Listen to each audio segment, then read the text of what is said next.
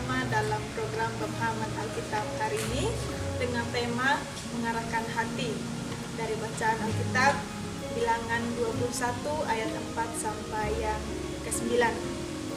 Namun sebelumnya saya akan memimpin kita dalam doa. Mari kita berdoa. Bapa kami yang di surga, kami mengucap syukur padamu karena Engkau telah menyertai kami sepanjang hari ini dalam aktivitas kami. Dan kami bersyukur Tuhan untuk kesempatan yang Kau-berikan kepada kami jemaat-Mu untuk sama-sama ber-PA pada hari ini. Kiranya Engkau mencurahkan hikmat yang daripada Engkau, sehingga kami mengerti maksud dari firman-Mu Tuhan. Dan kiranya Engkau memimpin PA kami dari awal, pertengahan hingga pada akhirnya, dan semuanya boleh jadi sesuai dengan kehendak-Mu. Terima kasih ya Bapa, dan nama Tuhan Yesus Kristus kami mengucap syukur. Haleluya. Amin. Bapak Ibu Saudara, saya akan membacakan Alkitab bagi kita semua dari Bilangan 21 ayat 4 sampai yang ke-9. Bilangan 21 ayat 4 sampai yang ke-9. Ular tembaga.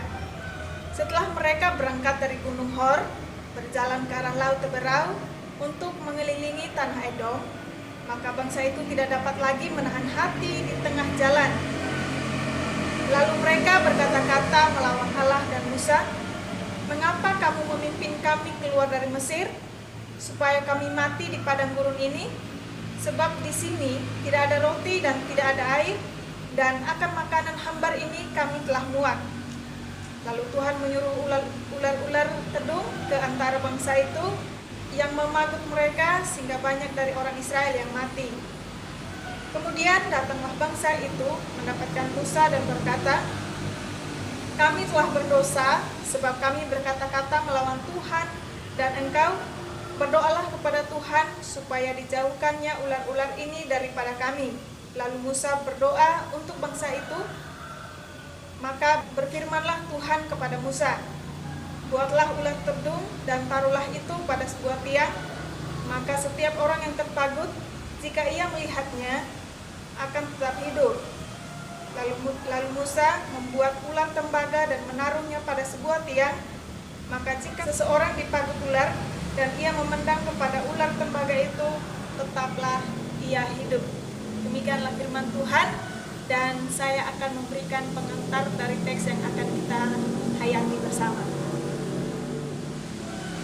Peristiwa yang dikisahkan dalam bacaan pertama leksionari minggu ini dikutip oleh Tuhan Yesus dalam bacaan Injil ibadah minggu, yaitu dari Yohanes 3 ayat 14 sampai yang ke-15. Dan sama seperti Musa meninggikan ular di padang gurun, demikian juga Anak Manusia harus ditinggikan supaya setiap orang yang percaya kepadanya beroleh hidup yang kekal. Bilangan yang ke-21 ayat 4 sampai yang ke-9 mengisahkan bahwa Allah menyuruh Musa untuk membuat ular tembaga dan menaruhnya pada sebuah tiang.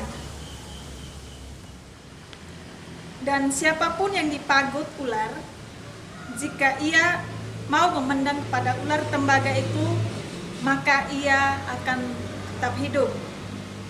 Memang dikatakan di sana memandang, namun sesungguhnya dalam memandang itu mereka mengarahkan hati dalam percaya pada Allah. Iman mereka menyelamatkan hidupnya dari racun ular tedung. Bangsa Israel beroleh anugerah kasih Allah. Mereka dibebaskan dari penjajahan di Mesir, namun mereka harus menempuh perjalanan selama 40 tahun melewati padang gurun. Mereka belum tahu bagaimana masa depan mereka. Yang mereka tahu jelas ada kesulitan, bahkan bahaya menghadang perjalanannya.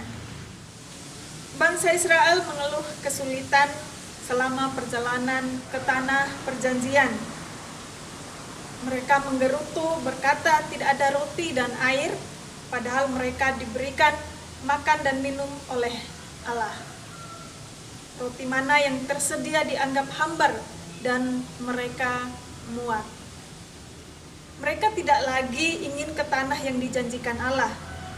Parahnya, mereka menuduh bahwa Allah mau mencelakakan mereka mati di padang gurun. Malah mereka merindukan Mesir, penjajah mereka.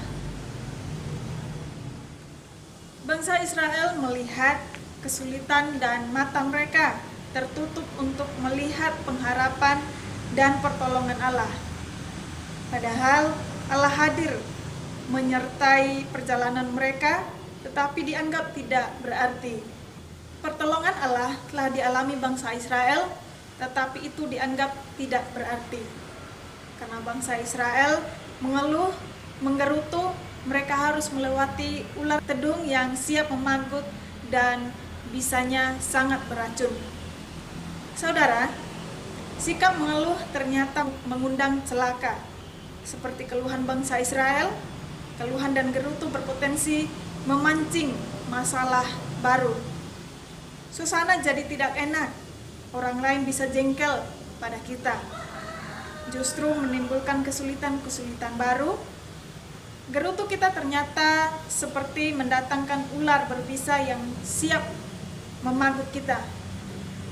Kesehatan tubuh kita juga bisa terganggu, seperti hilang selera makan, darah tinggi, atau MAH, dan lain-lain. Saudara, masalah selalu ada di hadapan kita. Tapi seperti bangsa Israel yang bertobat dan mengarahkan hati hanya kepada Allah dengan memandang ular tembaga yang ditinggikan Musa, maka meskipun mereka juga terpagut oleh ular tedung, tetapi mereka tidak menyerahkan diri, dikuasai masalah, akan selamat. Ular tembaga yang ditinggikan Musa simbol kehadiran Allah. Kehadiran Allah sempurna dalam Sang Immanuel.